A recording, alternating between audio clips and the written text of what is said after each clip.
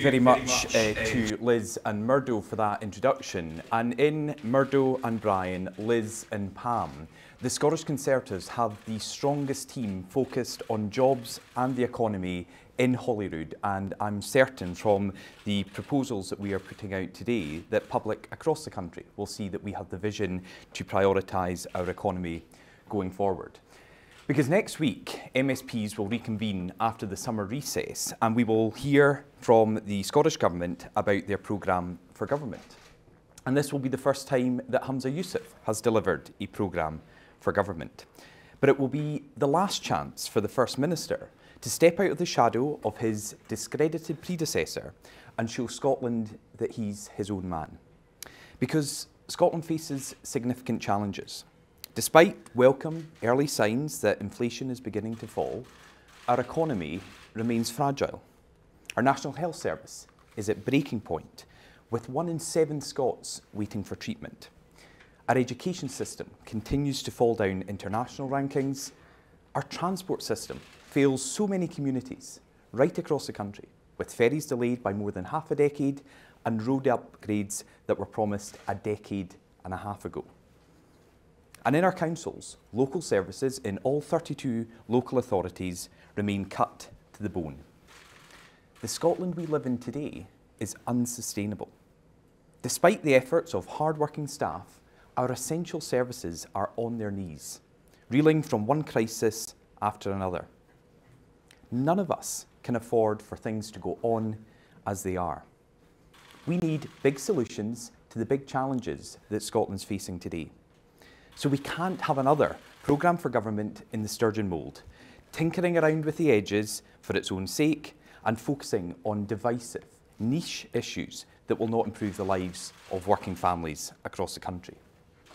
Instead, we need to see real action. I'm sick and tired of the SNP whining that they don't have the financial levers at their disposal to make a difference. Humza Yousaf has a £60 billion budget. He has total control over our devolved public services, and it's time that the SNP did more with these powers than manage decline and use taxpayers' money to campaign for independence. Scotland deserves a government that is focused on the real priorities of Scottish people. And the test for Humza Yousaf next week is to show that he's capable of rising to those challenges. Ditch the nationalist agenda for independence and lead a national government for all of Scotland. Abandon the constitutional fights with the UK government and work with the rest of our country. Focus on the challenges we all face, not the narrow political interests of a few. That's the leadership that Scotland needs in these difficult times. And this is the last chance for Humza Yousaf to show that he is capable of delivering it. Now, there's been much talk over the summer about the Butte House Agreement. We've heard from several SNP MPs and MSPs calling for the agreement to be dropped, or at the very least reconsidered by the party membership. Humza Yousaf's been portrayed as a prisoner of Nicola Sturgeon's coalition with the Greens, that in some way this is holding the SNP back. That if they could just ditch the Greens, the SNP government would deliver competency and common sense. I think those politicians need a reality check. Firstly, and I'll be perfectly honest, I'm the last person that would be defending the Greens, but SNP incompetence didn't start with the Butte House Agreement. The failure to deliver vital ferries or dual A9, the lack of progress on closing the attainment gap, and the fact that cancer waiting standards have never been met in over a decade, they and many other failures all predate the Greens being in government. And secondly, it was Humza Yousaf himself who described the Green Coalition, which sees Lorna Slater and Patrick Harvie serve as ministers, as worth its weight in gold. Rather than being a prisoner of the Butte House Agreement, the current incumbent of Butte House is the most passionate supporter. It was Humza Yousaf who agreed to take the Gender Reform Bill to the courts. He supported a fishing ban in a tenth of Scotland's waters, and he continues to oppose new North Sea oil and gas projects despite the sector being supporting tens of thousands of Scottish jobs. The idea that Humza Yousaf and the SNP leadership are going to willingly pull their plug on their nationalist coalition partners is for the birds. They are in lockstep in pretty much every single policy issue. Then there's been the sudden appearance of the latter-day SNP critics. Throughout Nicola Sturgeon's time in office, most of them were more than happy to collect a ministerial salary and serve in government with the Greens without any fuss. And despite their tough words, they don't act. Before the summer recess, we even gave them a shot at the thing they supposedly want, a chance to vote out a Green minister and remove Lorna Slater from government. But only one did. So I say directly to those would-be rebels that it's time to put up or shut up. If they want to challenge any part of the Green policy agenda, they will have the support of Scottish Conservative MSPs. And if they want to vote down the Butte House Agreement, they can count on Scottish Conservative votes. If they believe that having the Greens in government is damaging the rural livelihoods and the communities they represent, if they believe that Scotland's economy is more important than blind allegiance to the nationalist cause, then they will seize the opportunity that I am offering them to kick the Greens and their extreme policies out of government once and for all. But I'm not hopeful on either of those fronts. It will remain the case that Humza Yousaf's SNP Green coalition will continue to govern in the interests of narrow minorities rather than for the whole of the country.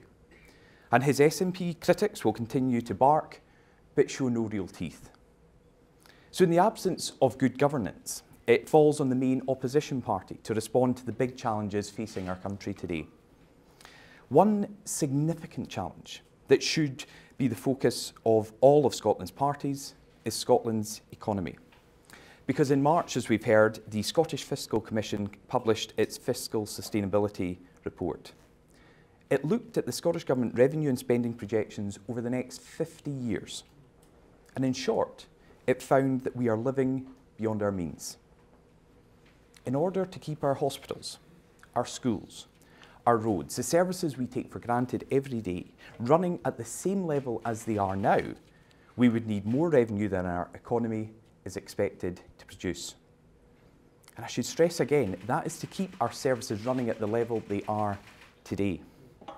As such, they've described the continued delivery of those services as challenging.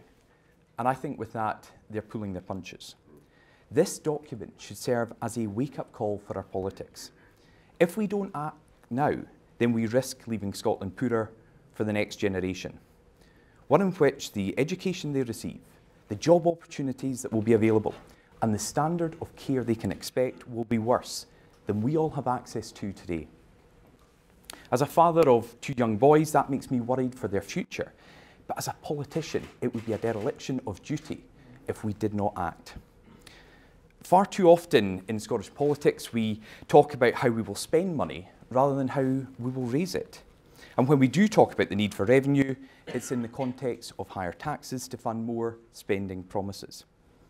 Humza Yousaf has already said that the SNP Green government wants to increase both income tax and council tax for Scottish families. And that's a position that's been supported and shared by both Scottish Labour and the Scottish Liberal Democrats. Not only is that the wrong approach when so many families across Scotland are struggling with rising bills, but it can only lead to diminishing returns. Just 41 pence in every pound that the Green SNP government raises in higher income tax goes on our public services because of slow growth. Rising taxes is a short-term play because it chokes off future growth and revenue. As Scotland's only party of the centre-right, we have a different solution, one that only we can argue for. That's why the Scottish Conservatives are publishing today our plan to grasp the thistle and grow Scotland's economy. Because economic growth should be put front and centre of our national political agenda.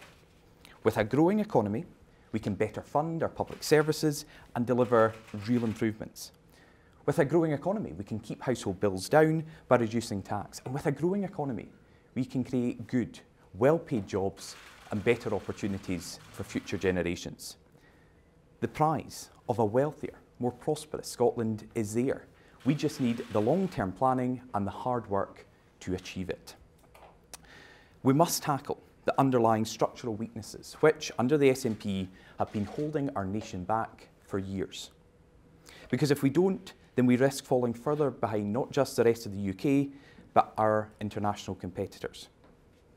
My message is this: if you want to see a wealthier, more economically prosperous Scotland, if you want lower taxes and you don't believe that growth is a dirty word, and if you're on the side of business and enterprise, stop trying to change the DNA of the parties on the left, those ideologically committed to socialism. Instead, come to your natural home, the Scottish Conservatives, and together, let's grow Scotland's economy. The plan we published today underlines our focus on building a strong economy. It would firstly see the UK and Scottish governments working together more closely through a joint strategy to drive growth. Because we need to see better cooperation between our two governments on the economy, given the shared competency. And that would allow the stripping back of the clutter, the numerous economic boards and agencies that dilute Scotland's economic strategy. Our plan would also, in times of uncertainty, such as now, introduce a pause on new business regulations and laws through a regulation handbrake to deliver certainty and stability. Because we know, because we listen to business, that new regulation costs money and should only be introduced when those businesses can afford the costs of complying with it. And the heart of our proposals would be the development of a national workforce plan to better align education and skills with the needs of businesses and employers today and into the future. Because with our working age population forecast to shrink in the coming decades, we need to invest in skills now to maximise the potential of our workforce, so that we have a strong foundation on which to build long-term growth that Scotland will need to keep funding its public services. And as part of that approach, we would develop national partnerships between education and employment to ensure that government, higher education and business are all in alignment in giving young people the skills and qualifications that local employers need. And a key part of this will be backing parity into the of esteem between apprenticeships, colleges and universities into the system, to break the outdated stigmas and give every child the chance to fulfil their potential. As I've said before, while university plays an important role in our economy, it's not the only route to success, something I can personally attest to. And we should invest in a universal skills offer to ensure that lifelong learning becomes a norm, so that no matter what stage of your life you're at, under our plan, everyone will be able to get the tools they need to learn and to succeed. Our plan would also aim to grow Scotland's workforce by making it as easy as possible for those economically inactive to return to work, and look to attract a larger share of UK immigrations to parts of Scotland struggling, as they have for a long time, with depopulation, such as my own region of the Highlands and Islands. Yet we also need to send a strong signal that Scotland is open to business. That's why we would reduce and reform taxes to ensure that Scotland is competitive within the UK and invest in vital infrastructure like roads, ferries, ports, airports and broadband. This would reduce the prohibitive costs of doing business in Scotland, making it cheaper and simpler for firms to operate from here if they want. Finally, we would tackle the regional imbalances that hold Scotland back through building centres of regional excellence with the creation and expansion of innovation clusters and by supporting research and entrepreneurship. People in Scotland's most poorest local authorities earn almost 40% less than those in the most affluent. If we can bring our less affluent areas up to the standards of our best performing areas, the economic benefits are there for everyone. Even if Scotland only matched the rest of the UK averages on employment, entrepreneurship and productivity, this would be worth an additional £15 billion to our economy. Create 53,000 more businesses and put 54,000 more Scots into work. And that should just be the floor rather than the ceiling of our ambition for Scotland's economy. I believe that with a government dedicated to delivering growth and offering a clear direction and the right support, we can build a more prosperous nation for all today and set the foundations for future generations going forward. People across Scotland are crying out for their politicians to deliver solutions to the big challenges of the day, not focus on their own party political interests. That's the challenge that Humza Yousaf must rise to in next week's programme for government. And it's the challenge of the so-called SNP rebels that they have to meet in considering whether to act for the good of the independence movement or the good of the country. But it's also the gauntlet thrown down to opposition parties.